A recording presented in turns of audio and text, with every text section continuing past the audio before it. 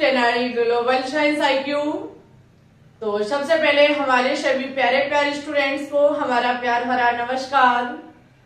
आज हम आपके लिए क्लास 12 सेकंड चैप्टर बिलियन का ये लास्ट पार्ट लेकर के आए हैं, जिसमें बात करेंगे अणुसंख्य गुणधर्म पर, साथ ही साथ वांट ऑफ गुणांक के बारे में भी जानकारी देंगे। ठीक है, आज का ये टॉपिक आपके आने वाले सभी वनडे एग्जाम के लिए बहुत ज्यादा कीमती टॉपिक है, क्योंकि अणुसंख्य गुणधर्म से वनडे एग्जाम एक ना एक न्यूमेरिकल अवश्य पूछता है।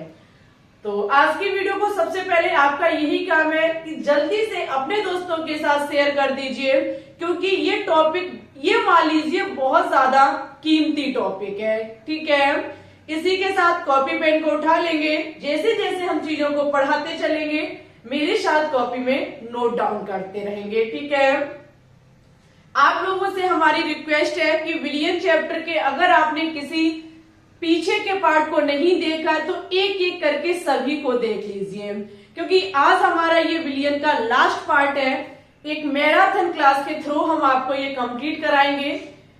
ठीक है, तो सभी विद्यार्थी हेडिंग डालेंगे। सबसे पहले पता होना चाहिए कि अणुसंख्य होता क्या है। हेडिंग लगाइए अणुसंख्य गुणधर्म, लगाइए हेडिंग अणुसंख्य गुणधर्म, क्योंकि सबसे पहले हम बताएंगे कि अणुसंख्य होता क्या है। अणुसंख्य गुणधर्म,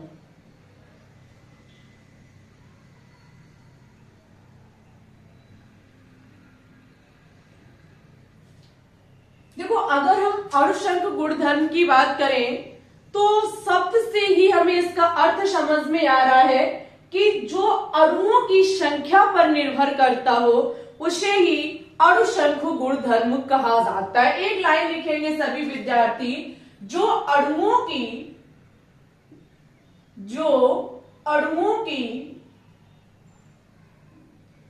संख्या पर निर्भर करता है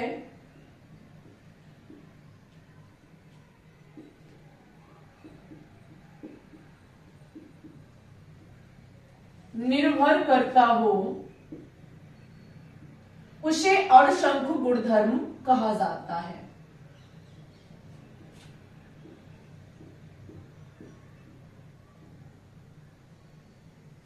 अणुसंख्य गुणधर्म कहा जाता है।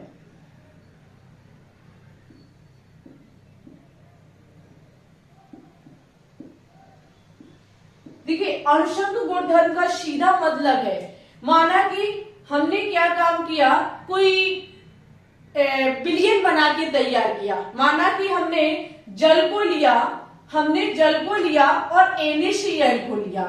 हमें इससे मतलब नहीं है कि हमने किस प्रकार का जल लिया, कहां से जल लिया, हमारा NaCl कैसा है कैसा नहीं है, इससे हमें फर्क नहीं पड़ता है अणुसंख्य गुणधर्म में। अणुसंख्य गुणधर्म का सीधा मतलब है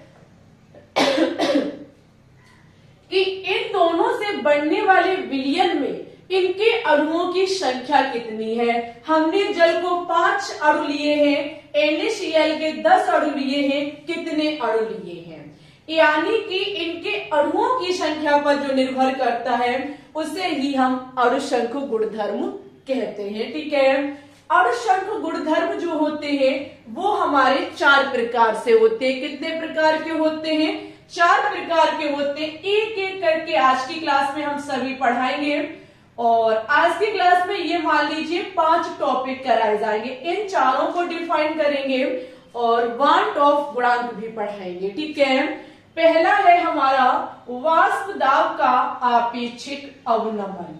वाष्प दाब का आपेक्षिक अवनमन। अवनमन का अर्थ होता है कमी। आप लोग लिखना चाहें तो इसका बिल्कुल इजी अर्थ लिख लीजिए।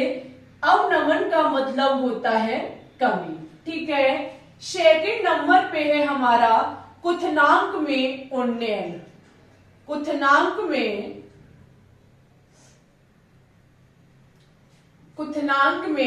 उन्नयन। उन्नयन का मतलब होता है वृद्धि। क्या होता है? वृद्धि। थर्ड नंबर पर है हिमांक में अवनमन। क्या है? हिमांक में अवनमन। हिमांक में अवनमन। चौथे नंबर पर आप देखेंगे परासरण दाब। क्या देखेंगे? परासरण दाब। अणुशंख गुणधर्म हमारे 4 प्रकार से होते हैं। पहला होता है वाष्प दाब का आपेक्षिक अवनमन, सेकंड है क्वथनांक में उन्नयन, थर्ड है हमारा हिमांक में अवनमन और फोर्थ है हमारा परासरण दाब।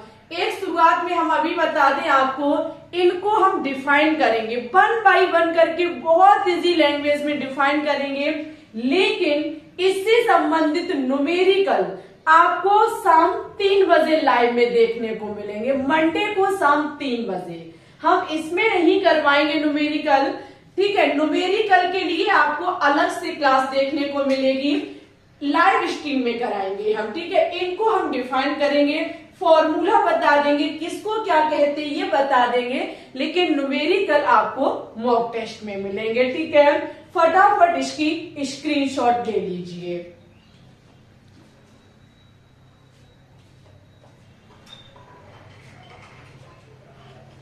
तो अब हम सबसे पहले क्या देखेंगे? वाष्प दाब का आपेक्षिक अवनमन। हेडिंग लगाएंगे सभी विद्यार्थी, वाष्प दाब का आपेक्षिक अवनमन। Very important. ऐसे बताएंगे कि आप भी याद करोगे कि हाँ हमने कहीं से इस तरीके से इसको पढ़ा है। हेडिंग लगाइए, वाष्प दाब का आपेक्षिक अवनमन।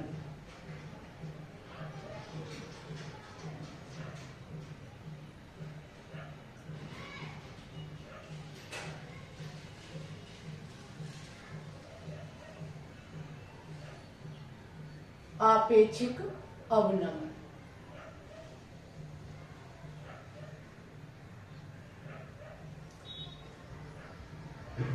अवनमन का सीधा अर्थ क्या होता है? कमी। इसमें एक चीज और आप ध्यान रखेंगे, अणुशंख गुणधर्म जो आप पढ़ेंगे वो ठोस और द्रव के बीच की कड़ी को पढ़ेंगे। जैसे आपने राउल्ट के नियम में द्रव और गैस के बारे में पढ़ा था। किसके बारे में पढ़ा था? द्रव और गैस के बारे में पढ़ा था। लेकिन अणुशंख गुणधर्म जो है वो ठोस प्लस द्रव के बीच की इकाई है, यानी कि इसमें ठोस और द्रव के बारे में आप देखेंगे, जो है वो ठोस और द्रव का मिक्सचर देखने को मिलेगा। ओके, इसमें एक सेकेंड,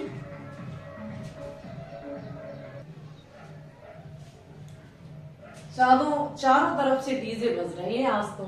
चलो देखेंगे ठोस प्लस द्रव। यहाँ पे देखो हम क्या काम करेंगे, एक पात्र लेंगे। हर एक बात हमारी कीमती लगेगी आप लोगों को, पर ध्यान से सुनना, ठीक है। हमने क्या काम किया? एक बंद पात्र लिया, ठीक है। इस बंद पात्र में हमने शुद्ध विलायक को मिलाया। किसको भरा? इसमें हमने इस पात्र में शुद्ध विलायक को भरा, ठीक है। हमारा जो इस पात्र में भरा हुआ घोल है वो हमारा शुद्ध विलायक है। अच्छा, आपने राउल्ट के नियम में एक चीज पढ़ रखी है कि जो हमारा शुद्ध विलायक होता है इसका वाष्प दाब, शुद्ध विलायक का जो वाष्प दाब होता है वो हमारा P0A होता है। बताइए आपको ये चीज ध्यान है या नहीं है? नहीं है तो अपने नोट्स को देखिए। हमने एक पात्र लिया, इसमें शुद्ध विलायक भरा हुआ है। इस शुद्ध विलायक में हमारा होगा क्या? जो इसका सरफेस है, इसका जो सतह है, इस सतह पर क्या होंगे? विलायक के कण होंगे। क्या होंगे? इसके सरफेस पर विलायक के कण होंगे। जैसे ही हम इसको गर्म करेंगे वैसे ही ये भाप में बदलेगा, ये वेपर यानी कि वाष्प में बदल जाएगा। फिर इस वाष्प के द्वारा यहाँ पर लगाया जाएगा वाष्प दाब। और हमारे प्यारे स्टूडेंट्स, एक शुद्ध विलायक का वाष्प दाब जो होता है वो P0A होता है।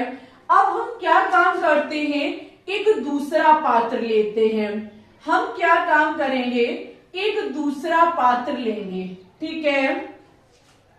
जब हम दूसरा पात्र लेंगे तो इस पात्र में हमारा एक मिला है वाष्पशील पदार्थ और एक मिला है अवाष्पशील पदार्थ। आप लोग एक चीज ध्यान रखेंगे कि पहले पात्र में जो हमने शुद्ध विलायक लिया था ये हमारा वाष्पशील था। कैसा था?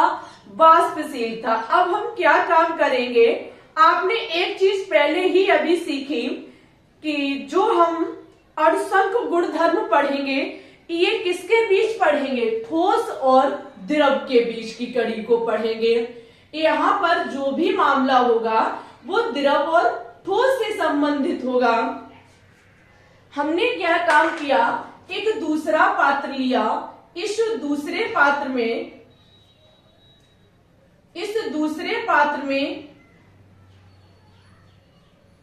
हमारा इस दूसरे पात्र में एक अवाष्पशील विलेय पदार्थ मिला हुआ है और इसमें हमारा वाष्पशील विलायक मिला हुआ है। यहाँ हमारा इस पात्र में है विलयन। क्या है? विलयन। इस विलयन में है क्या? इसमें हमारा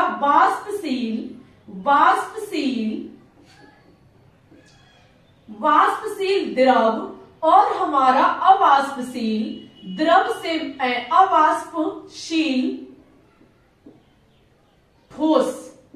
अवाष्पशील ठोस से मिलकर के ये हमारा विलयन बना हुआ है। एक तौर पे हम ले सकते हैं वाष्पशील के स्थान पर जल है हमारा और अवाष्पशील माना कि हमारा NaCl है। ठीक है, हमने जब क्या काम किया, दूसरे पात्र में विलयन का घोल भरा, इस विलयन में वाष्पशील द्रव है, अवाष्पशील यहाँ पर ठोस के रूप में NaCl है। वाष्पशील द्रव यानी कि हमारा ये है विलायक। क्या है? विलायक। और अवाष्पशील हमारा विलेय है। सब विद्यार्थियों को पता होना चाहिए कि अब इसकी सतह पर क्या होंगे, अब इसकी सतह पर कुछ कण वाष्पशील द्रव के होंगे और कुछ कण हमारे अवाष्पशील ठोस के होंगे। इसकी सतह पर कुछ तो हमारे वाष्पशील द्रव के कण होंगे क्योंकि इसमें वाष्पशील द्रव है और अवाष्पशील ठोस है। आपको पता होना चाहिए कि NaCl हमारा अवाष्पशील होता है। NaCl कभी वाष्प बनके नहीं उड़ता है। तो जैसे ही हम इसको गर्म करेंगे तो यहाँ पर एक चीज तय है कि हमारे जो जल के कण होंगे वो तो भाई साहब जाएंगे और उड़ जाएंगे। ठीक है, फिर बंद पात्र है, उन कणों के द्वारा विपरीत दिशा में फिर लगाया जाएगा वाष्प दाब। लेकिन यहाँ अगर हम देखें तो जैसे ही हम इसको गर्म कर रहे थे सीधे कण उड़ रहे थे, लेकिन जैसे ही हम इसको गर्म करेंगे तो कुछ स्थान अवाष्पशील ठोस के द्वारा घिर चुका है, जिसके कारण हमारे कण जल वाले उड़ेंगे तो, लेकिन उतनी आसानी से वाष्प में नहीं बदल पाएंगे। जब ये उतने अच्छे से वाष्प में नहीं बदलेंगे तो इसमें लगाया गया वाष्प दाब भी हमारा कम होगा। जहां हम कह सकते हैं कि यहाँ पर लगाया गया वाष्प दाब किसमें? विलयन में, यानी कि विलायक में ठोस हमने क्या काम किया, जो कि हमारा विलायक है इसमें हमने अवाष्पशील ठोस मिला दिया, जिसके कारण यहाँ पर वाष्प दाब में कमी आई है। क्यों आई है? क्योंकि कुछ सतह अवाष्पशील ठोस के द्वारा घेर ली गई है। जब अवाष्पशील ठोस के द्वारा कुछ स्थान घेर लिया जाएगा तो वाष्प दाब में कमी आएगी और इस वाष्प दाब में कमी को ही हम क्या काम कहेंगे? यहाँ पर हम आप देखेंगे विलयन का वाष्प दाब क्या होगा। यहाँ पे अब यहाँ मुझे पता है कि शुद्ध विलायक का वाष्प दाब P0 है, लेकिन यहाँ हम देखेंगे कि विलयन का वाष्प दाब क्या होगा। विलयन का वाष्प दाब विलयन का वाष्प दाब जो निर्भर करेगा वो करेगा हमारा विलायक के वाष्प पर, और हमारा किसके वाष्प दाब पर, विलेय के वाष्प दाब पर। विलायक कितना वाष्प दाब लगा रहा है और हमारा विलेय कितना वाष्प दाब लगा रहा है। विलायक का वाष्प दाब, विलायक का वाष्प दाब प्लस विलेय का वाष्प दाब। समझ रहे हो मेरी बात को? कैच करना सीखो चीजों को। पहले पात्र में शुद्ध विलायक था, आराम से गर्म होकर के भाप में बदल रहा था, वाष्प दाब लगा रहा था। लेकिन हमने जैसे ही विलयन बनाया, वो विलयन जो था उसमें वाष्पशील द्रव था और अवाष्पशील ठोस था। जहां पर अब हम देखने जा रहे हैं कि विलयन में वाष्प दाब कितना होगा, तो ये वाष्प दाब निर्भर करेगा कि यहाँ पर जो ये विलयन वाष्पशील द्रव जो कि हमारा विलायक है, इसके द्वारा कितना वाष्प दाब लग रहा है, और अवाष्पशील ठोस जो हमारा विलेय है इसके द्वारा कितना वाष्प दाब लग रहा है। ठीक है, जब हम इस चीज को यहाँ चेक करने के लिए जाएंगे तो विलयन का वाष्प दाब, यानी कि हम कहेंगे जो हमारा टोटल वाष्प दाब पीटी है, ये निर्भर करेगा विलायक का वाष्प दाब। विलायक का वाष्प दाब हमारा पीए है और विलेय का वाष्प दाब हमारा पीए है। इसी पर तो निर्भर करेगा, जैसे यहाँ ये पी नॉट ए पर निर्भर करता है विलयन का वाष्प दाब, पीए प्लस पीबी पर निर्भर करेगा। लेकिन एक चीज दिमाग में लगाइए, पीबी तो हमारी वाष्प बनेगी ही नहीं। क्यों? क्योंकि ये अवाष्पशील है। आ माने नहीं, वाष्पशील माने वाष्प में बदल सकना। जो भाप में नहीं बदल सकता, जो वाष्प में नहीं बदल सकता, वो हमारा अवाष्पशील कहलाता है। तो यहाँ विलयन का जो वाष्प दाब निकलेगा वो तो सिर्फ वाष्पशील द्रव के कारण ही तो निकलेगा, क्योंकि ये तो विलेय तो हमारा अवाष्पशील ही है। विलेय हमारा अवाष्पशील है। हम सीधे तौर पर कह सकते हैं कि विलयन का वाष्प दाब है वो किसके बराबर होगा, विलायक के वाष्प दाब पर, क्योंकि पीबी हमारा 0 है। क्यों है? क्योंकि विलेय हमारा अवाष्पशील है। समझो मेरी बात को, समझ गए होंगे, हमें आप पर पूरा भरोसा है। यहाँ पर मोटे तौर पर हम कह सकते हैं कि हमारा पी नॉट ए शुद्ध विलायक का वाष्प दाब अधिक होता है विलयन में उपस्थित विलायक के वाष्प दाब के। बोलो है कि नहीं? हमारे हिसाब से बिल्कुल सत्य बात है। कभी वनडे एग्जाम आपसे क्वेश्चंस कर सकता है। ठीक है, इतनी बात हमारी क्लियर होती है। अब आपने एक चीज और राउल्ट के नियम में पढ़ी थी, देखो सब एक दूसरे से अटैच ही चीजें। यहाँ पर जो विलायक का वाष्प दाब है, हम कैसे जानेंगे कि विलायक का वाष्प दाब कितना है, क्योंकि वो तो विलयन वाला मैटर है भाई, विलेय भी तो इसमें है।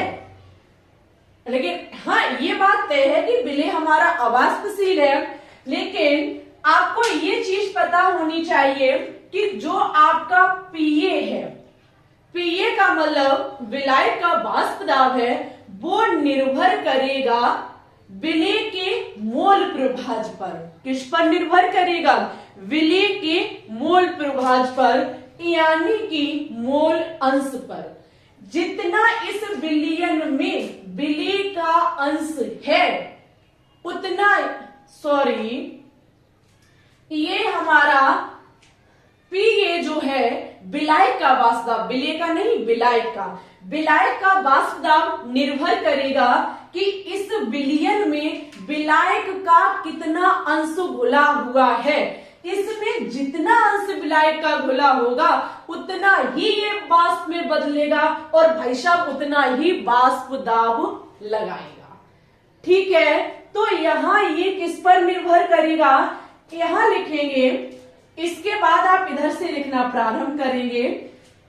यहाँ जो हमारा पीए है, यानी कि विलायक का वाष्प दाब है वो निर्भर करेगा विलायक के मोल प्रभाज पर या बोले मोल अंश पर। मोल अंश का मतलब है कि विलयन में इसका कितना अंश घुला है, जितना अंश घुला होगा उतना ही उसका वाष्प दाब निकलेगा। ठीक है, इसको तो हम बहुत आसानी से सॉल्व कर सकते हैं, हम सिखा चुके हैं राउंड के नियम में। समानुपाती का निशान हटेगा तो एक स्थिरांक जुड़ेगा जो हमारा P नॉट A x से होगा। ठीक है, हमने आपको सिखाया था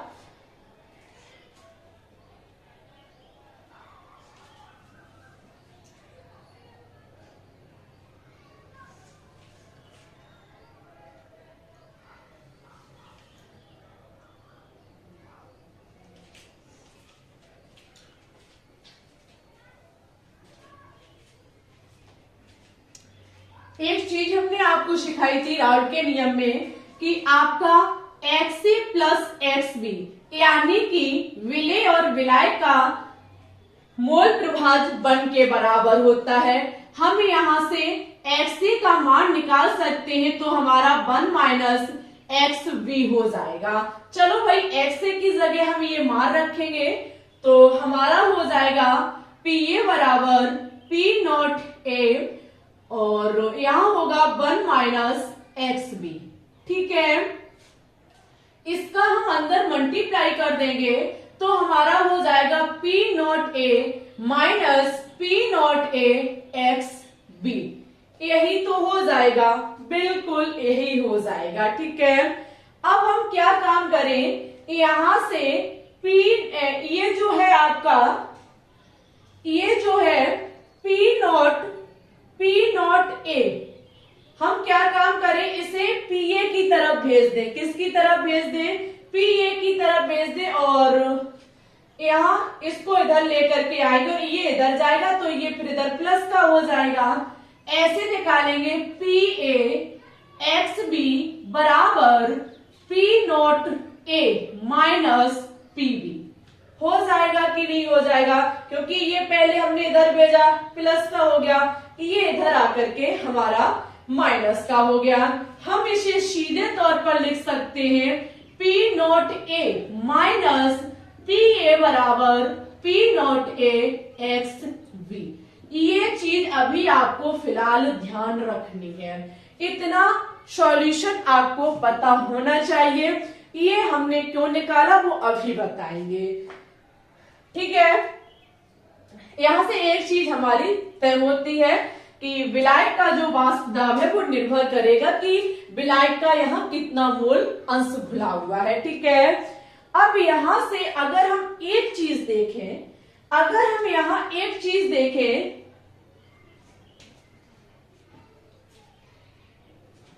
यहां पर जितना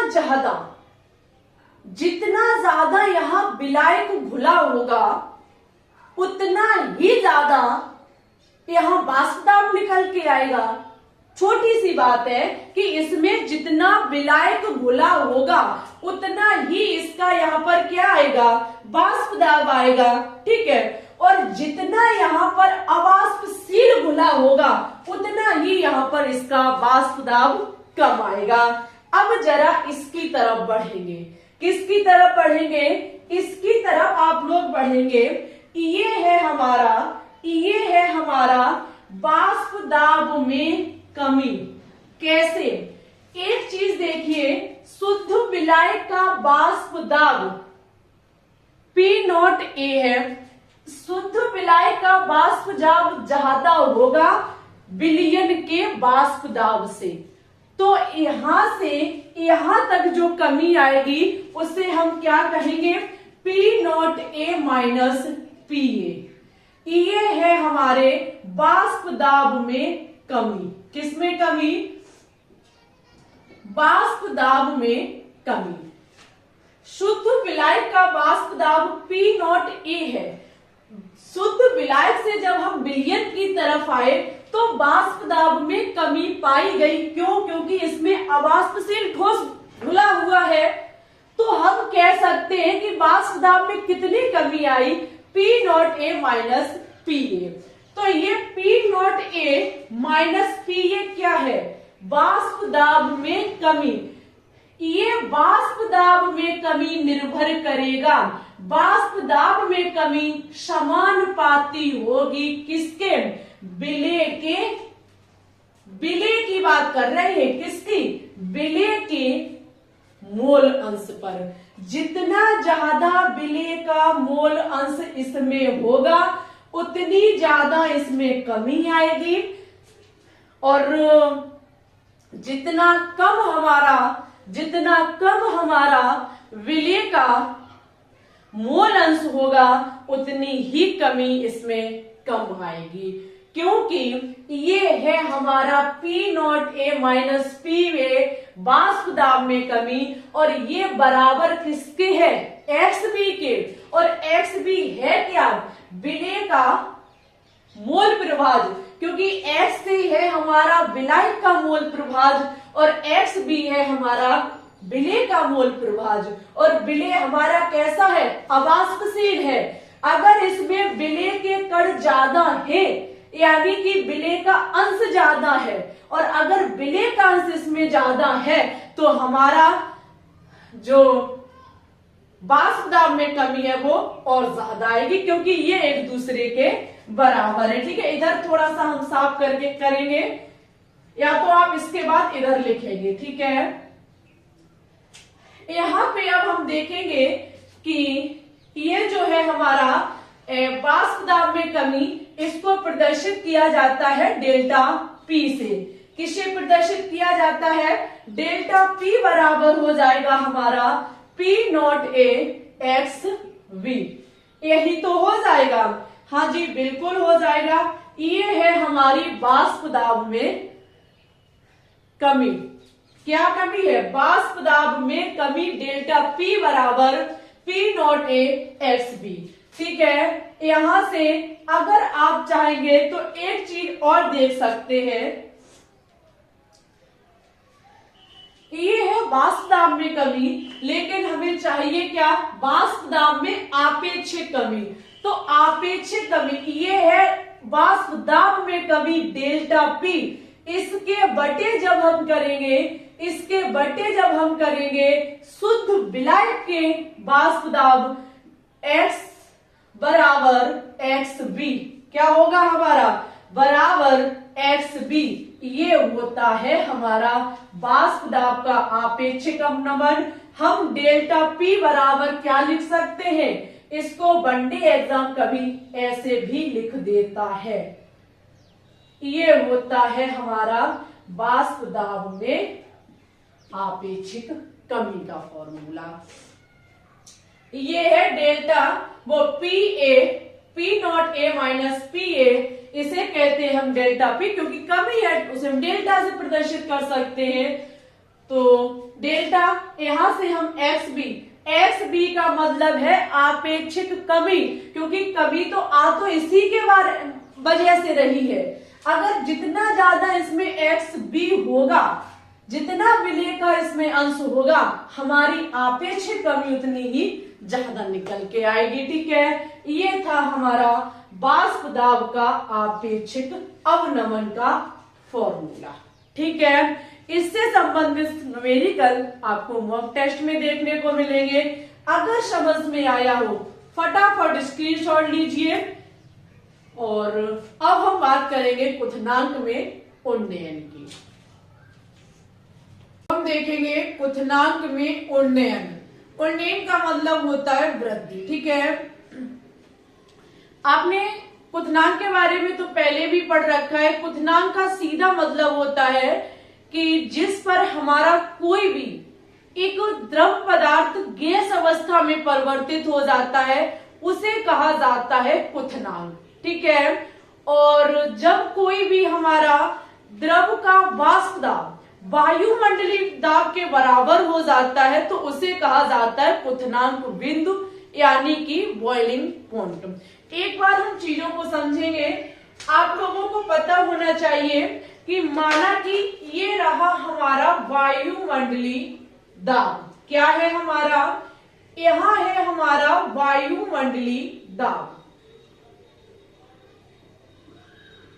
वायुमंडली दाब। ठीक है, अब हम वही चीज लेंगे, क्वथनांक में उन्नयन को पढ़ने के लिए शुद्ध विलायक, और एक पात्र में हमारा क्या होगा, विलयन होगा, जो अभी हमने आपको समझाया। ठीक है, हम क्या काम करेंगे, अरे भाई एक बहुत ज्यादा निकल रही है, हम यहाँ क्या काम करेंगे, एक चीज को देखेंगे कि यहाँ पर माना कि हमारा जो शुद्ध विलायक है, हमारा जो शुद्ध विलायक है उसका वाष्प दाब का लेवल यहां तक है, शुद्ध विलायक का वाष्प दाब, समझना मेरी बात को, ये है हमारे शुद्ध विलायक का वाष्प दाब। शुद्ध विलायक का जो वाष्प दाब होता है वो होता है हमारा P0A, शुद्ध विलायक का वाष्प दाब। अगर हम इस शुद्ध विलायक में क्या काम करते हैं, कोई अवाष्पशील ठोस को मिला देते हैं, तो सभी को पता है कि वाष्प दाब में कमी आ जाती है, जो आपने अभी थोड़ी देर पहले पढ़ी, वाष्प दाब में आपेक्षिक अवनमन। जैसे ही हम उसमें कोई अवाष्पशील पदार्थ मिलाते हैं और अवाष्पशील पदार्थ के मिलाने से हमारा बन जाता है विलयन। क्या बन जाता है, विलयन बन जाता है। जब हमने देखा विलयन का वाष्प दाब, तो हमारा उसका लेवल जो था वो थोड़ा सा नीचे था। क्यों? क्योंकि शुद्ध विलायक के वाष्प दाब की अपेक्षा विलयन का वाष्प दाब कम होता है। ठीक है, हम क्या काम करेंगे, शुद्ध विलायक को वायुमंडलीय दाब के बराबर करने के लिए हम इसको क्या देंगे, तापमान देंगे, टेम्परेचर देंगे।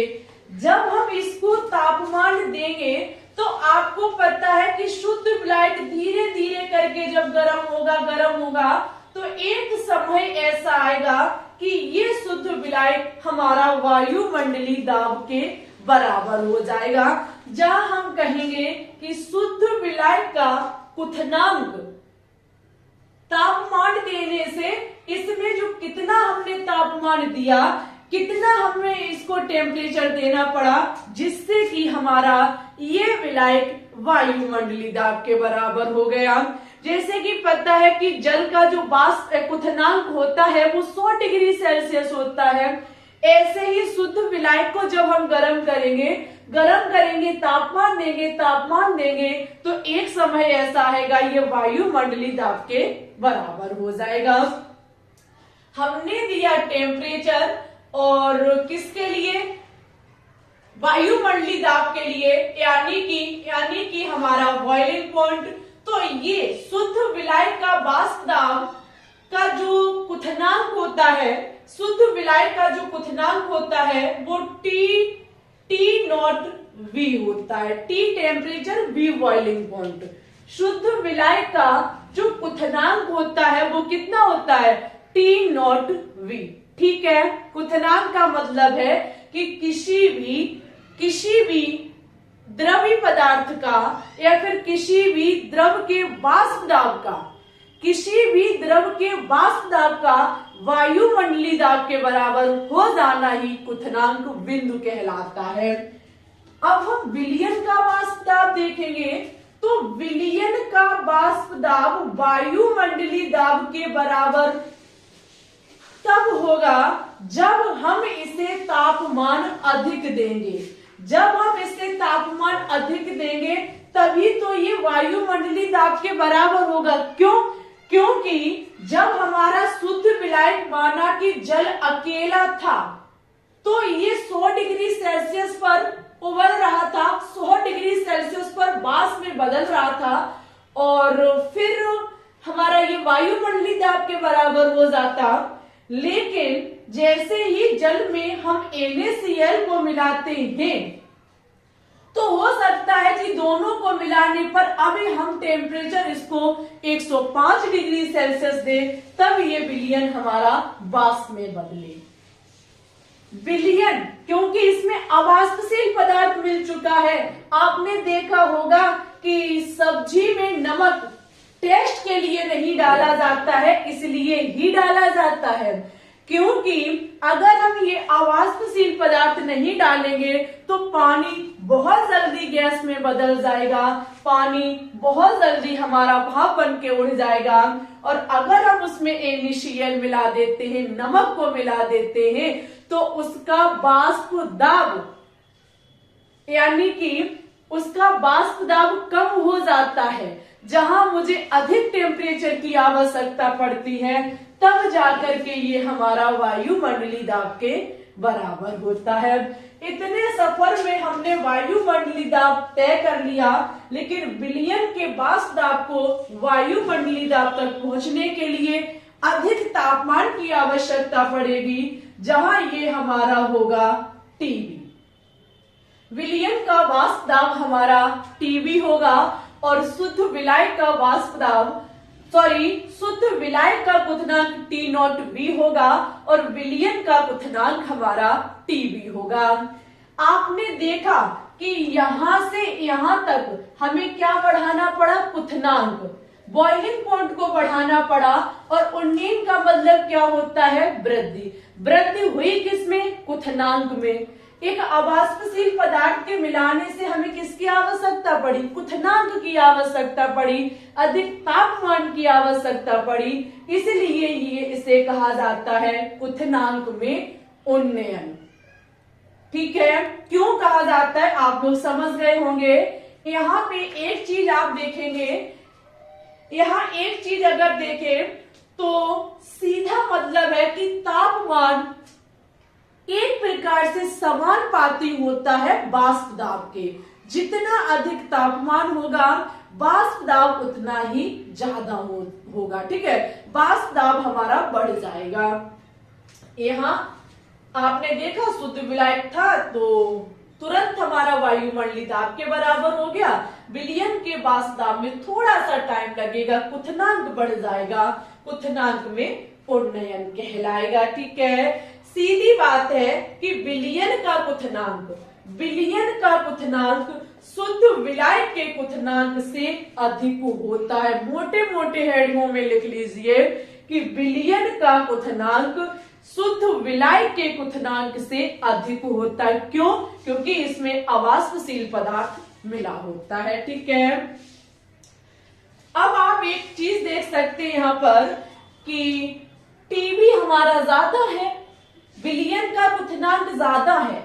विलयन का क्वथनांक ज्यादा है किसकी अपेक्षा, T0B की अपेक्षा, है कि नहीं? बिल्कुल, इसका क्वथनांक ज्यादा है हमारे शुद्ध विलायक के क्वथनांक की अपेक्षा। यहाँ पे अगर हम देखें कि डेल्टा टीबी क्या होगा, डेल्टा टीबी का मतलब है शुद्ध विलायक और विलयन के क्वथनांक में अंतर। जहां हम कहेंगे डेल्टा टीबी है हमारा क्वथनांक में उन्नयन बराबर हमारा होगा टीबी माइनस की T0B। ठीक है, यही तो होगी। अब ये बात निर्भर किस पे कर रही है, टीबी का अधिक क्वथनांक किस पर निर्भर कर रहा है। जो आपने देखा डेल्टा टीबी है शुद्ध विलायक के क्वथनांक और विलयन के क्वथनांक का अंतर। ठीक है, अब ये डेल्टा टीबी जो अंतर है ये निर्भर किस पर करता है, ये निर्भर करता है कि हमारे विलयन में कितना विलय मिला हुआ है। अगर विलयन में विलय ज्यादा होगा तो क्वथनांक फिर उतना ही ज्यादा हमारा लगेगा। क्यों? क्योंकि विलयन में अगर विलय ज्यादा होगा तो वाष्प दाब कम होगा, और वाष्प दाब का लेवल अगर कम होगा तो वायुमंडलीय दाब के लिए हमें अधिक क्वथनांक की आवश्यकता पड़ेगी। हम मोटे तौर पर कह सकते हैं कि डेल्टा टीबी हमारा किस पर निर्भर करेगा, विलय की मात्रा पर निर्भर करेगा।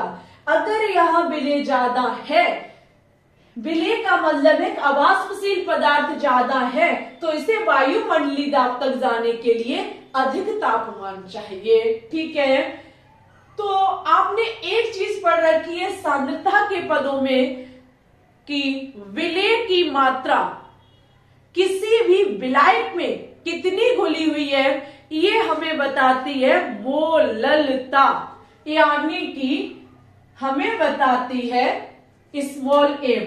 हमारा ये डेल्टा टी भी किसके समानुपाती होगा, एम के समानुपाती होगा, या फिर आप पहले लिख लो डेल्टा टी भी समानुपाती है विलेय की मात्रा विलायक में कितनी है, विलेय की मात्रा विलायक में कितनी है। जितनी ज्यादा होगी ये डेल्टा टी भी हमारा उतना ही ज्यादा होगा। ठीक है, डेल्टा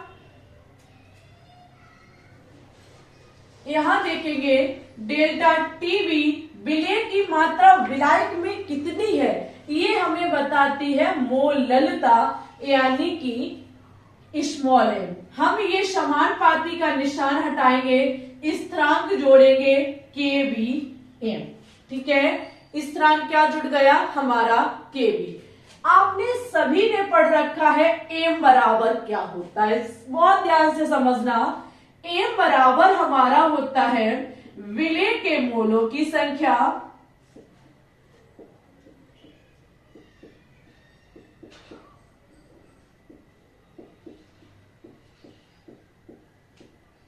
एम बराबर हमारा होता है विलेय के मोलों की संख्या बटे विलियन का द्रव्यमान केजी में, बटे विलियन का द्रव्यमान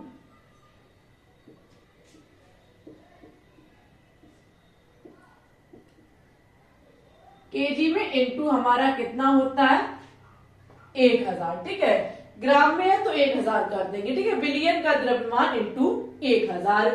आपको पता है कि विलेय के मोलों की संख्या कैसे निकालते हैं, विलेय के मोलों की संख्या बराबर होता है विलेय का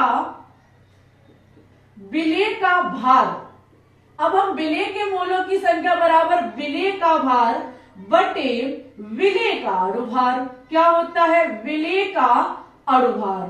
ठीक है, अब बटे में विलेय का अणुभार और क्या लिखेंगे विलियन का द्रव्यमान, और ऊपर कर देंगे यहां पर ये वाला 1000 और यहां होगा हमारा विलियन का द्रव्यमान।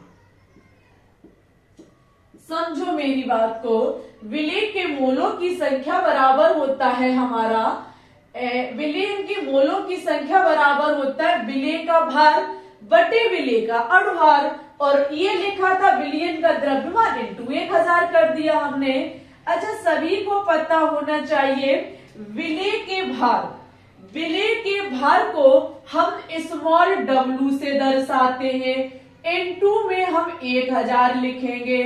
विलेय का अणुभार क्या लिखा हुआ है, विलेय के अणुभार को स्मॉल m से दर्शाया जाता है विलेय के मोलों की संख्या बटे विलायक का होना चाहिए, यहाँ पे विलायक का द्रव्यमान होता है, हमने विलियन का लिख दिया, विलायक का द्रव्यमान,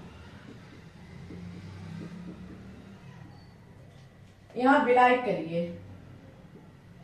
ठीक है, और विलायक का द्रव्यमान यानी कि विलायक की संख्या, तो इसे प्रदर्शित किया जाता है कैपिटल W से, इसे स्मॉल w से और इसे कैपिटल W से। ये क्या आ गया हमारा m निकल के आ गया। हम इस m को यहां रख देंगे, इस m के मान को जब यहां रखेंगे तो स्मॉल w इंटू हमारा 1000 बटे में small m into capital W।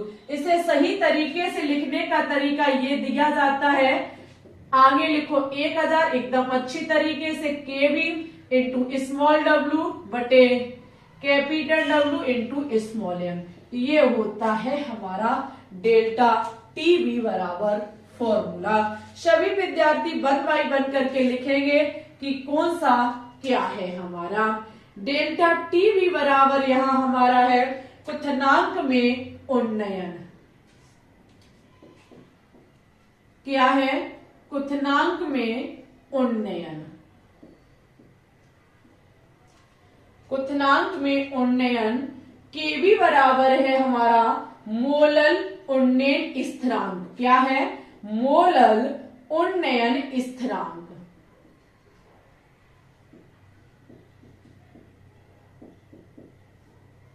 या फिर हम इसको क्वथनांक उन्नयन स्थिरांक भी कहते हैं। क्वथनांक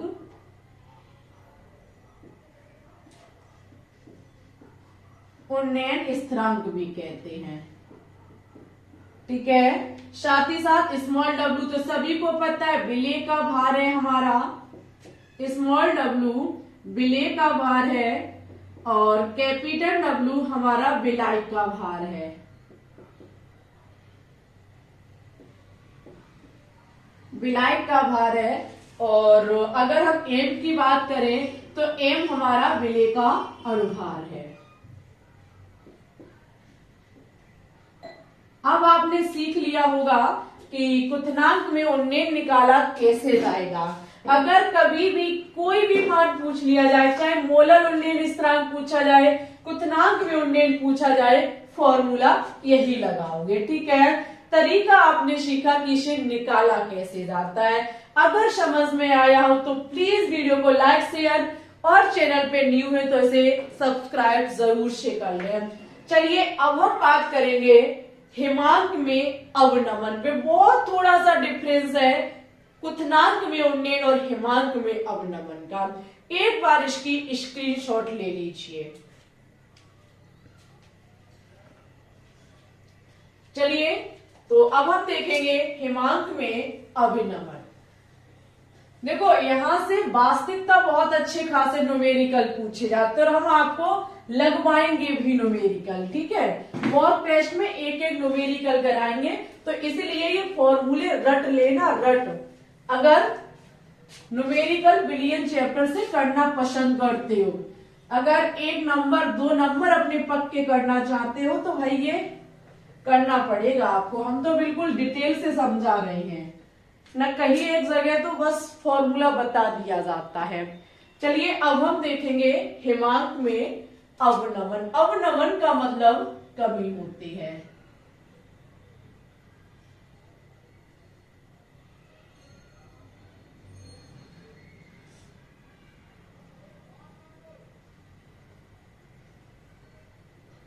इसके बाद पराशरण दाब और भी ज्यादा अच्छा टॉपिक है, बहुत अच्छा टॉपिक है पराशरण दाब।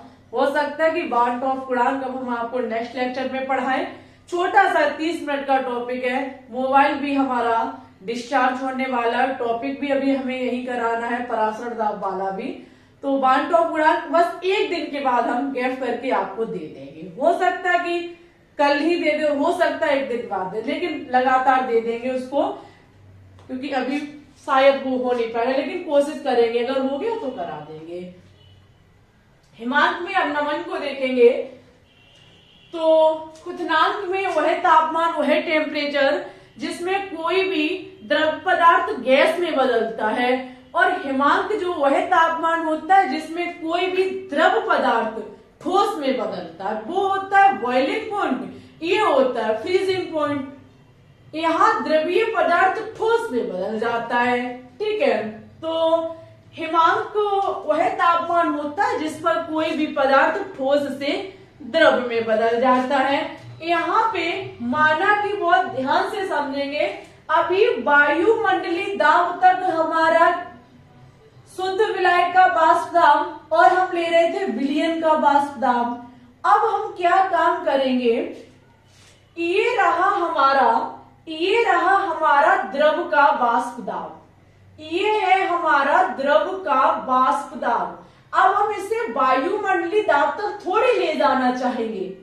अब हम इसे लेकर के आएंगे जहां ठोस अवस्था का वाष्प नहीं, जहां पर ठोस अवस्था का वाष्प रूप है, हम उसे कहां तक लेके आएंगे, ठोस अवस्था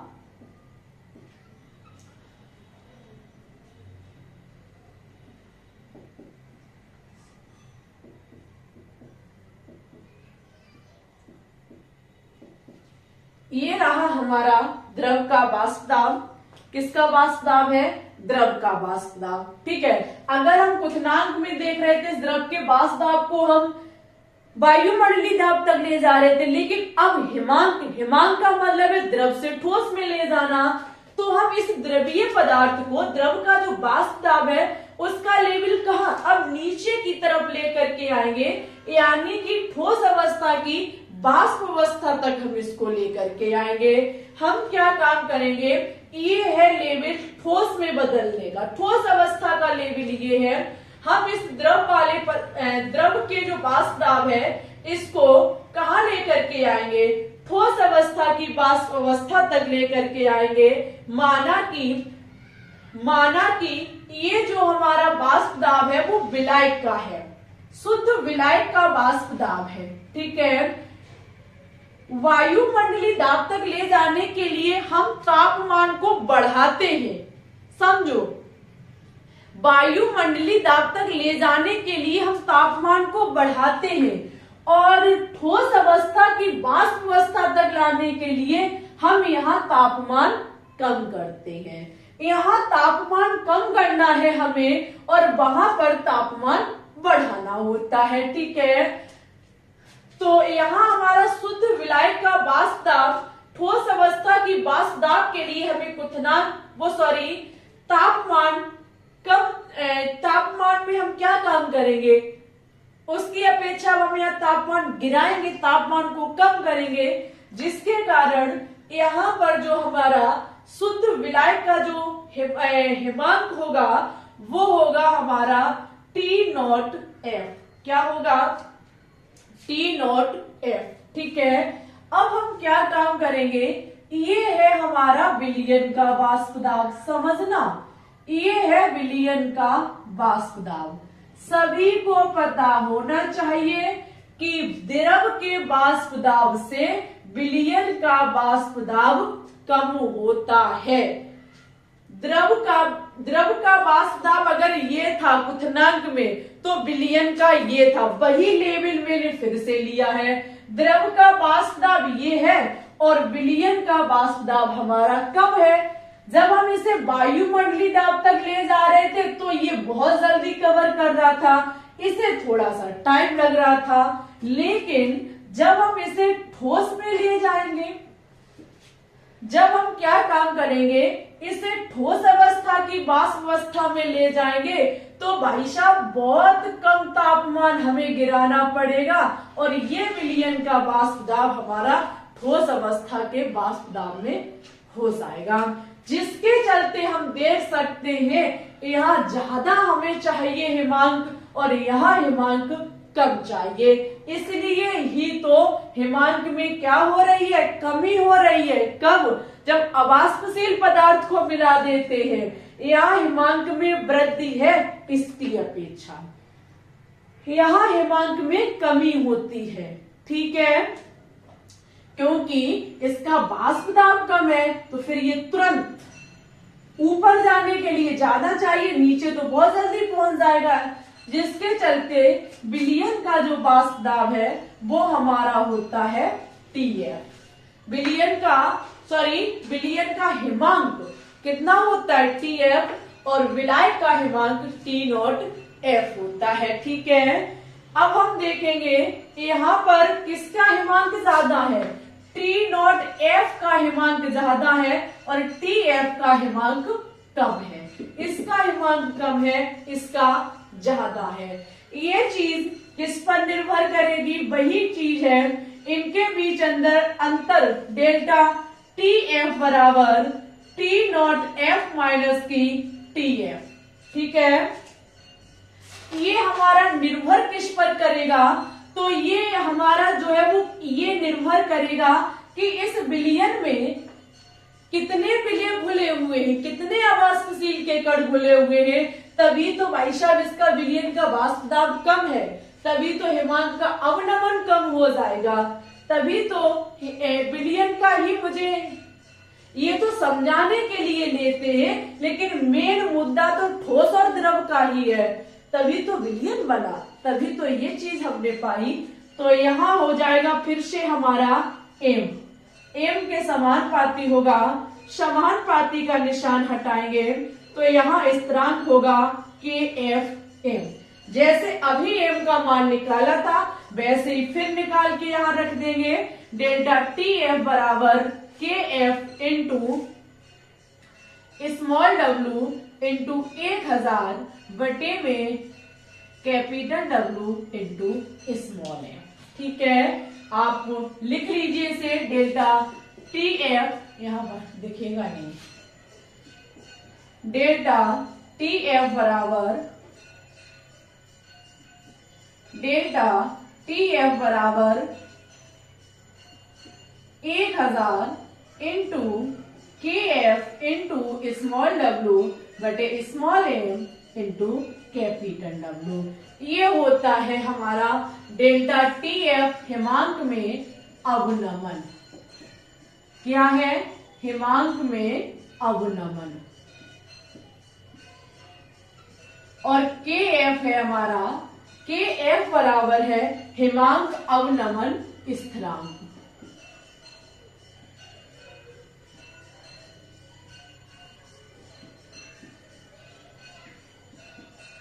समझ गए सभी विद्यार्थी? हिमांक अवनमन स्थिरांक सेम है हमारा, बिल्कुल सेम है हिमांक में अवनमन और क्वथनांक में उन्नयन। वहां पर द्रव का वाष्प दाब की अपेक्षा विलयन का वाष्प दाब कम होता है, तो ये नीचे तो जल्दी आ जाएगा। वायुमंडलीय दाब के लिए इसे अधिक टाइम चाहिए, और ये ऐसा है क्यों? क्योंकि विलयन है और इस विलयन में अवाष्पशील चीज मिली हुई है जो कि वाष्प दाब को कम कर रही है। ठीक है, यहाँ कमी आई है, यहाँ कमी आई है, इसलिए हिमांक में अवनमन कहलाएगा। ठीक है, अब हेडिंग लगाइए परासरण दाब। ये थोड़ा सा इंपॉर्टेंट चैप्टर है परासरण, और भी चीजें इसमें हम समझाएंगे, और फिर वांट ऑफ गुणांक नेक्स्ट पार्ट में करा देंगे। ठीक है, 35 मिनट की क्लास होगी, आपको कल प्रोवाइड करा देंगे। वो फटाफट इसकी स्क्रीनशॉट लीजिए। इसके न्यूमेरिकल पाने के लिए हम बार बार आपसे कह रहे हैं मॉक टेस्ट देना बिल्कुल भी ना भूलें। ठीक है, लीजिए इसकी स्क्रीनशॉट। अब हम देखेंगे परासरण के बारे में। पहले इसको देखेंगे, तब हम बताएंगे आपको कि परासरण दाब क्या होता है। ये टॉपिक बहुत अच्छा टॉपिक है, कीमती टॉपिक है, और हमें पढ़ाने में बहुत अच्छा लगता है। कैसे? सबसे पहले हम क्या काम करते हैं, इसमें दो पात्र एक साथ लेते हैं। हम इसमें क्या काम करेंगे, दो पात्र एक साथ लेंगे। ठीक है, ये रहे हमारे दो पात्र, ये पात्र 1 है और ये पात्र हमारा 2 है। ठीक है, इसमें एक पात्र में हमारा शुद्ध विलायक भरा हुआ है। फटाफट भर लीजिए। इसमें शुद्ध विलायक भरा हुआ है और एक पात्र में हमारा विलयन भरा हुआ है। एक पात्र में शुद्ध विलायक भरा हुआ है। शुद्ध विलायक के रूप में माना कि हमारा जल है, विलयन माना कि हमारा जल, और NaCl है। ठीक है, समझना ध्यान से, बातों को बहुत ध्यान से लीजिएगा। एक पात्र में शुद्ध विलायक जो कि जल है, और एक पात्र में हमारा विलयन है जो कि जल और NaCl का है। ठीक है, इन दो पात्रों के बीच में एक झिल्ली लगी हुई है, उस झिल्ली का नाम है अर्धपारगम झिल्ली। नोट डाउन करेंगे, इस झिल्ली का नाम है अर्धपारगम्य झिल्ली।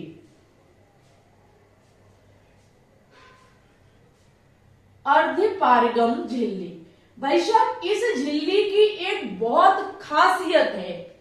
ऐसी झिल्ली कहीं नहीं है जो कि हम परासरण क्रिया में लेते हैं। परासरण क्रिया में दो पात्रों के बीच एक झिल्ली लगी होती है जिसे अर्धपारगम झिल्ली कहते हैं, और इस अर्धपारगम झिल्ली में से सिर्फ और सिर्फ विलायक के कण ही गमन कर सकते हैं। विलायक के कण ही एक पात्र से दूसरे पात्र में जा सकते हैं।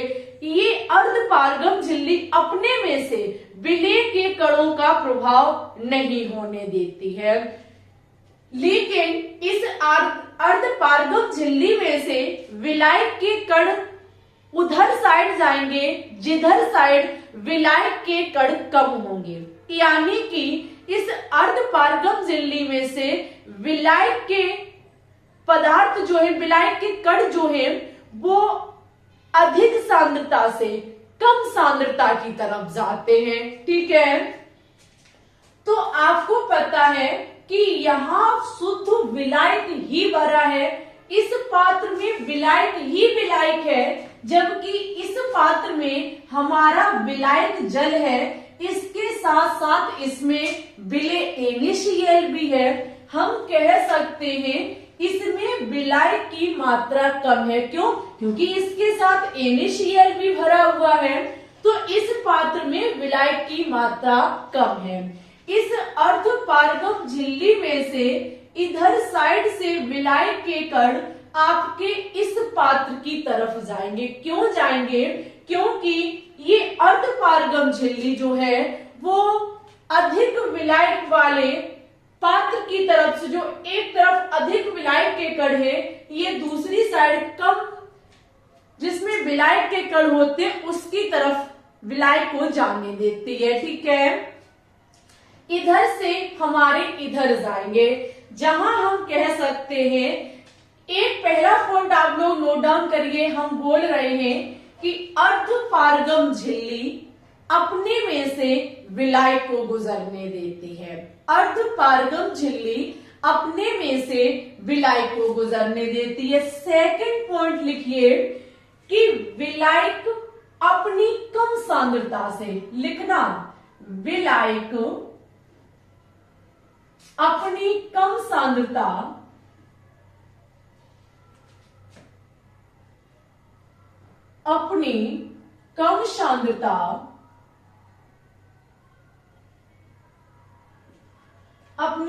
सांद्रता से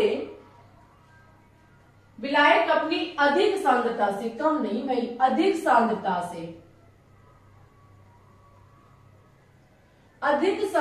से कम सांद्रता की ओर जाएगा।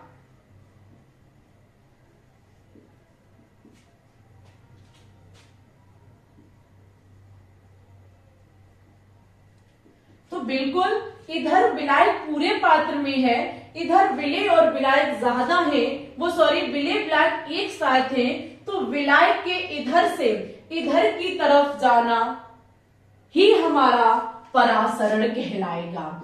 ध्यान रखिएगा कि आपके विलायक का अधिक सांद्रता से कम सांद्रता की तरफ जाना ही हमारा परासरण कहलाता है। अब देखो हम दूसरी तरीके से आपको समझाएं। ये है हमारा विलयन, इस पात्र में क्या भरा है? विलयन, और इस पात्र में क्या भरा है? विलायक। अभी आपने देखा कि विलायक अपनी अधिक सांद्रता, यहाँ विलायक की खुद की सांद्रता ज्यादा है क्योंकि ये अकेला है, जबकि विलयन में जो विलायक की सांद्रता है वो बहुत ज्यादा कम है, इसकी अपेक्षा कम है क्योंकि इसमें ये अकेला है और इसमें दो चीजें हैं। तो विलायक अपनी अधिक सांद्रता से कम सांद्रता वाले की तरफ जाता है, इसे परासरण कहते हैं। क्या हम ऐसे नहीं कह सकते हैं कि विलयन कम सांद्रता, विलायक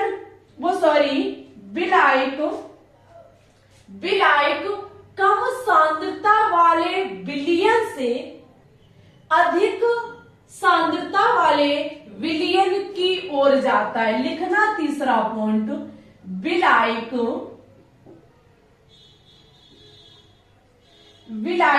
कम सांद्रता वाले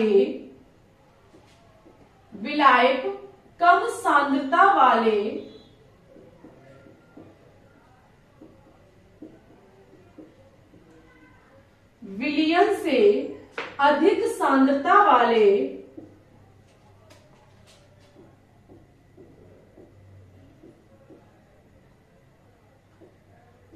सांद्रता वाले विलयन की ओर जाता है।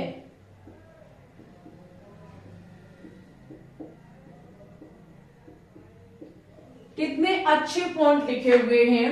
आप सोचोगे कि आपने अभी कहा था कि विलयन अधिक सांद्रता से कम सांद्रता की ओर जाता है, अब आप कह रहे हैं कि विलायक कम सांद्रता से अधिक सांद्रता की ओर जाता है। इसका क्या मतलब है?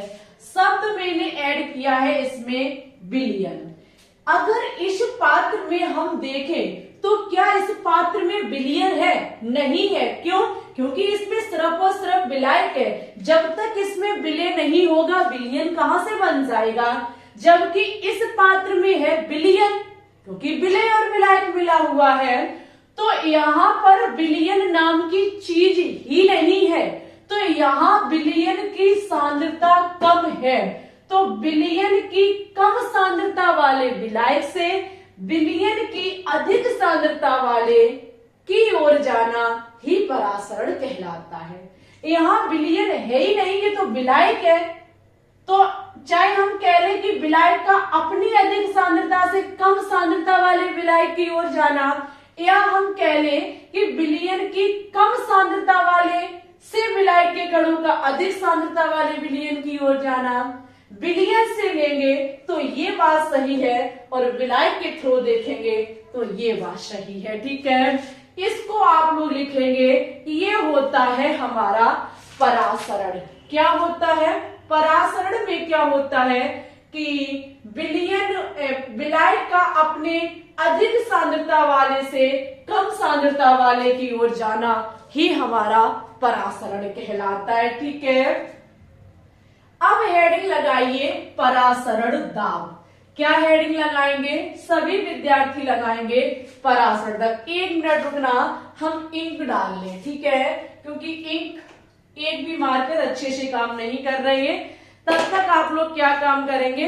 वीडियो को फटाफट लाइक कर देंगे। एक छोटा सा काम करिए, वीडियो को लाइक कर दीजिए, क्योंकि लाइक करना भी तो जरूरी काम है। मार्कर काम नहीं कर रहे फिर आपको अच्छे से नजर भी नहीं आएगा। पता नहीं इंक मार्कर में काम नहीं कर रही है, निकल जाती है अपने आप। तब तक हेडिंग डालिए परासरण दाब।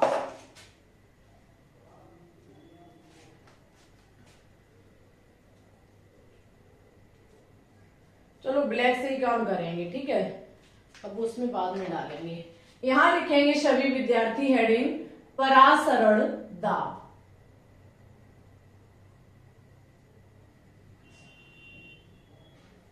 परासरण दाब को पाई से डिनोट किया जाता है। ठीक है, परासरण दाब हमारा पाई होता है। हम आपको मोटे मोटे तौर पर हर चीज सिखा रहे हैं, हर एक चीज मोटे मोटे तौर पर सिखा रहे हैं। विलायक के कण इधर से इधर की तरफ ही तो आ रही है, क्योंकि इधर विलायक अधिक है, इधर विलायक कम है। तो यहाँ पर देखो क्या होता है, परासरण की क्रिया को रोकने के लिए, परासरण की क्रिया किधर से किधर हो रही है? इधर से इधर साइड हो रही है। इधर से इधर साइड हमारा परासरण हो रहा है। तो परासरण की इस क्रिया को रोकने के लिए विपरीत दिशा में लगाया गया दाब ही हमारा परासरण दाब कहलाता है। लिख लीजिए, परासरण की क्रिया को रोकने के लिए, परासरण की क्रिया को रोकने के लिए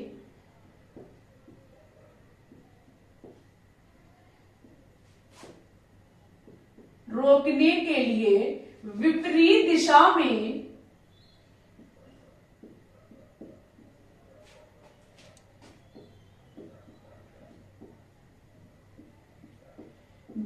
दिशा में लगाया गया दाब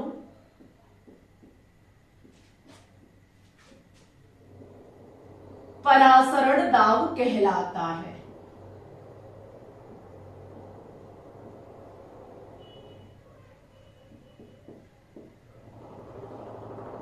बिल्कुल, यहाँ पर परासरण की क्रिया इधर से इधर हो रही है और इसके विपरीत दिशा, यानी कि अगर हम इधर साइड से दाब लगा दें, इधर साइड से अगर हम दाब लगा दें तो बस यही हमारा कहलाता है परासरण दाब। परासरण की क्रिया को रोकने के लिए अगर हम इस प्रक्रिया को रोकना चाहते हैं तो हम विपरीत दिशा में दाब लगा देंगे, प्रेशर लगा देंगे। बस इसी को कहा जाता है परासरण दाब। क्या कहा जाता है? परासरण दाब। ठीक है, अगर हम परासरण दाब पाई को देखें, परासरण दाब पाई को देखें तो ये हमारी समानुपाती होती है सांद्रता के। अगर हमारी विलयन की सांद्रता कम है तभी तो अगर विलयन की सांद्रता यहां अधिक है तब ही हमारे कम वाले विलयन की सांद्रता से इधर हमारी परासरण की क्रिया होती है। तो परासरण दाब हमारा किसके समानुपाती होता है? C के समानुपाती होता है। परासरण दाब हमारा समानुपाती टेम्परेचर के होता है। हम मिला करके लिखेंगे पाई समानुपाती CT। समानुपाती का निशान हटाएंगे तो स्थिरांक R जुड़ेगा, हमारा निकल के आएगा पाई RCT। C का मतलब है सांद्रता, C का मतलब क्या है? सांद्रता। और T का मतलब है तापमान। T का मतलब क्या है? तापमान। R का मतलब है स्थिरांक। R का मतलब क्या है? स्थिरांक। सांद्रता C बराबर आपने पढ़ा होगा मोलों की संख्या बटे आयतन होता है।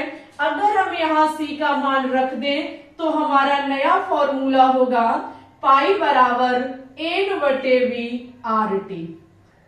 ये है परासरण दाब का फॉर्मूला, पाई बराबर N बटे V RT। ठीक है, परासरण दाब हमारा सांद्रता और तापमान के समानुपाती होता है। पाई का निशान हटाएंगे, R स्थिरांक जोड़ेंगे, C सांद्रता बराबर होता है मोलों की संख्या बटे आयतन।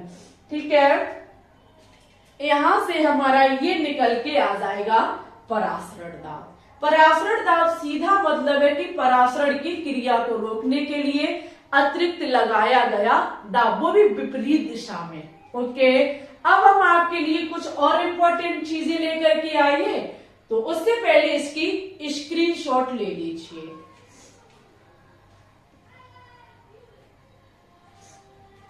चलिए कुछ इंपॉर्टेंट पॉइंट देखेंगे जो कि आपके इसी से संबंधित है, जैसे कि समपरासरी, अल्प परासरी और अति परासरी, और एक होता है व्युत्पन्न परासरी। इनके बारे में देखेंगे। अब आपका इस चैप्टर से बचा हुआ है वांट ऑफ गुणांक। ये आपको नेक्स्ट वीडियो में हम करा देंगे क्योंकि हमारा मोबाइल भी डिस्चार्ज होने वाला है। लगभग हमारी 1.5 घंटे की क्लास बन चुकी है। ठीक है, और ये हम वैसे 5 वीडियो में करा पाते, वो अब हमने 1 वीडियो में करा दिया, लेकिन न्यूमेरिकल नहीं कराए, वो मॉक टेस्ट में कराएंगे। ठीक है, पहले सभी विद्यार्थी देखेंगे समपरासरी विलयन।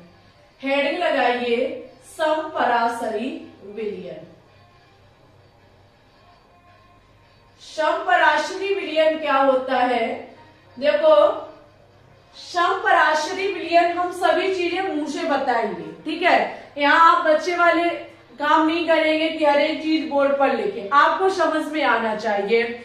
समपरासरी विलयन में क्या होता है? हम लेते हैं विभिन्न पदार्थों वाले 2 विलयन, विभिन्न पदार्थों वाले 2 विलयन जिनके परासरण दाब समान होते हैं। हमने एक लिया विलयन पाई, मतलब हमने कोई 2 विलयन लिए, एक का परासरण दाब पाई 1 है और दूसरे का परासरण दाब पाई 2 है। अगर ये एक दूसरे के बराबर होते हैं तो इसे कहा जाता है समपरासरी विलयन। जहां पर 2 पदार्थों के परासरण दाब एक समान होते हैं, वहां होता है हमारा समपरासरी विलयन। ठीक है, आप यहां चाहें तो सभी को पता है कि जब परासरण दाब समान होगा तो दोनों की सांद्रता भी समान होगी। यहां से हम C1 बराबर लिख सकते हैं N1 बटे B1, क्योंकि सांद्रता बराबर होता है। यहाँ हो जाएगा N2 बटे B1। ठीक है, ये होता है हमारा समपरासरी विलयन। हाँ, पूछ सकता है वनडे एग्जाम कि समपरासरी विलयन क्या है। जिसमें क्या समान होते हैं, तो वहां पर दो विभिन्न पदार्थों के परासरण दाब समान होते हैं। ठीक है। सेकंड आप देखेंगे अल्प परासरी। अल्प परासरी, अल्प परासरी, और यही देखेंगे अति परासरी। क्या देखेंगे? अति परासरी।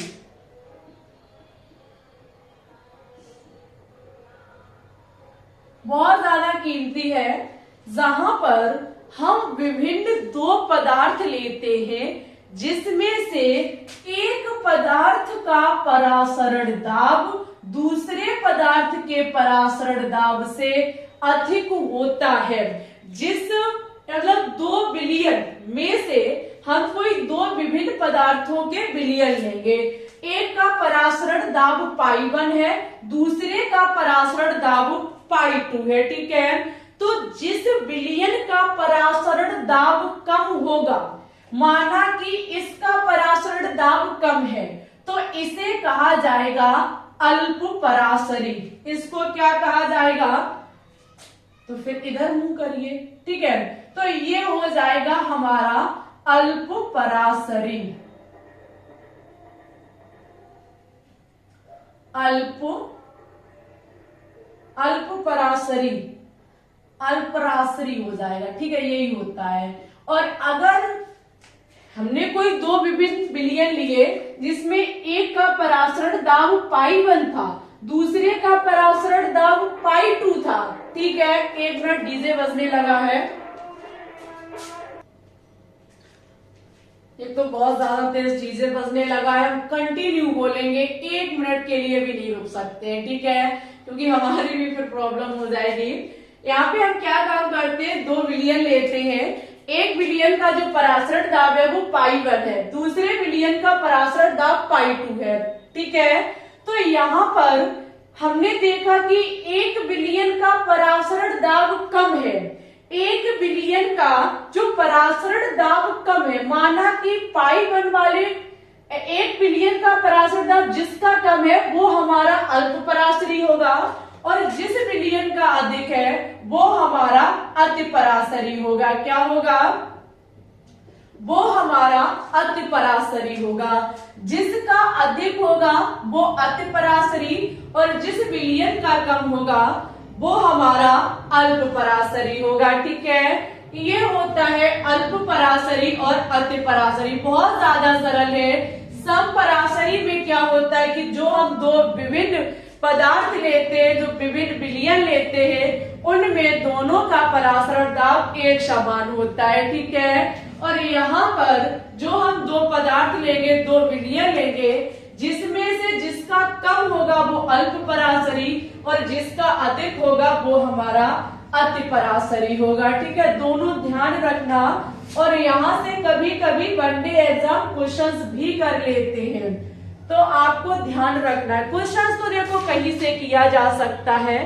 अब सब हेडिंग डालेंगे सभी विद्यार्थी, विद्युत क्रम परासरण या फिर प्रतिलोप परासरी। हेडिंग डालिए प्रतिलोप परासरी, प्रतिलोप परासरी। ठीक है। साथ ही साथ हम इसको क्या काम कर सकते हैं, विद्युत क्रम परासरी भी कह सकते हैं। क्या कह सकते हैं? विद्युत क्रम परासरी भी कह सकते हैं। बहुत ज्यादा डीजे बज रहा है, वीडियो भी बस थोड़ी देर की बात है। हम सोचते हैं कि अब कैसे भी हो जाए। यहाँ पे देखिए, सब विद्यार्थी ध्यान से देखेंगे। यहाँ पे हम क्या काम करेंगे, दो पात्र लेंगे। ठीक है, हम यहाँ पर दो पात्र लेंगे।